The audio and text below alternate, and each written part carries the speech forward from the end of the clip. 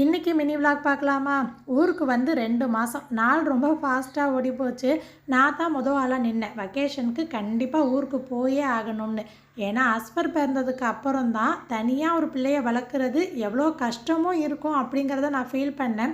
அந்த postmortem depression அப்படின்லாம் சொல்லுவாங்க இல்லையா, அதெல்லாம் ஃபஸ்ட் டைமாக என்னோடய 3வது பேபிக்கு தான் நான் பார்த்தேன். அங்கேருந்து வரும்போது என்னை ஆளை விட்டால் போதும்ப்பா அப்படின்னு தான் வந்தேன். ஆனால் இங்கே வந்து இருந்த 2 மாதம் வீட்டில் பார்த்துப்பாங்க, அம்மா இருக்காங்க அப்படிங்கிற ஒரு தைரியம், நல்ல புதுசாக பூத்த மாதிரி ரெஃப்ரெஷ் ஆகி ஒரு புத்துணர்ச்சியாக இருக்குது.